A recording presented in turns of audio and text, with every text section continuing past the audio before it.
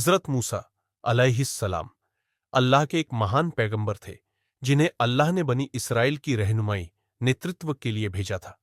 आपने अपने जमाने के सबसे जालिम बादशाह फिरौन के सामने अल्लाह की तौहीद, एकता का पैगाम पेश किया। फिरौन खुद को खुदा कहलवाता था और बनी इसराइल पर बहुत अत्याचार करता था। अल्लाह ताला ने हज़रत मूसा अलैहिस्सलाम को नबूवत अता की और उन्हें कई चमत्कारों के जरिए मदद दी, ताकि वो फिरौन और उसकी कौम को अल्लाह की तरफ बुला सके। फिरौन से मुकाबला हज़रत मूसा अलैहिस्सलाम ने बार बार फिरौन को अल्लाह पर ईमान लाने की दावत दी, मगर फिरौन ने हर बार इनकार किया और अपनी जिद पर अड्डा रहा। जब बनी इस्राएल पर जुल्म हद से बढ़ गया, तो अल्लाह ने हज़रत मूसा अस को हुक्म दिया कि वे अपनी कौम को लेकर मिस्र से निकल जाए। एक रात हज़रत मूसा अलैहिस्सलाम बनी इसराइल को लेकर मिस्र से रवाना हो गए। जब फिरौन को इसकी खबर मिली, तो वह अपने लश्कर के साथ उनके पीछे दौड़ा, ताकि उन्हें पकड़कर फिर से गुलाम बना ले या मार डाले।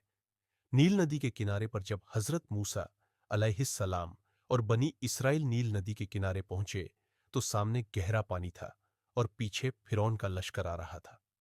बनी इसराइल डर गए और बोले, ऐ मूसा, अब तो हम पकड़े जाएंगे। हज़रत मूसा अलैहिस्सलाम ने अल्लाह पर यकीन रखते हुए फरमाया, हरगिज नहीं, मेरे साथ मेरा रब है, वो मुझे रास्ता दिखाएगा। चमत्कार। नदी का रास्ता बनना अल्लाह ने हज़रत मूसा आस को हुक्म दिया कि अपनी लाठी को पानी पर मारे। जैसे ही आपने लाठी मारी, अल्लाह का करिश्मा जाहिर हुआ। नील नदी फट गई और उसके बीच एक सूखा रास्ता बन गया। दोनों तरफ पानी दीवारों की तरह खड़ा हो गया।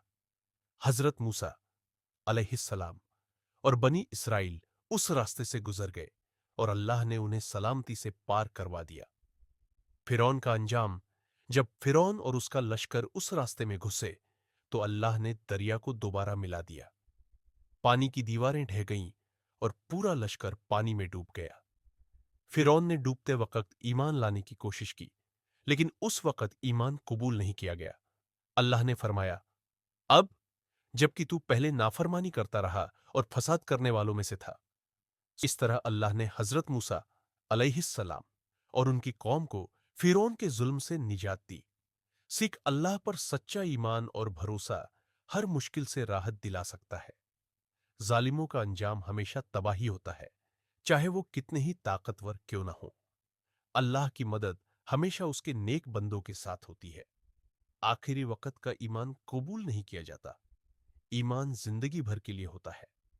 नतीजा यह कहानी हमें सिखाती है कि अगर हम अल्लाह पर पूरा भरोसा रखें, सब्र और सच्चाई के साथ जिए, तो वो हमें हर नामुमकिन से भी निजात दे सकता है और वहां रास्ते खोल सकता है जहां हमारी सोच भी नहीं पहुंचती।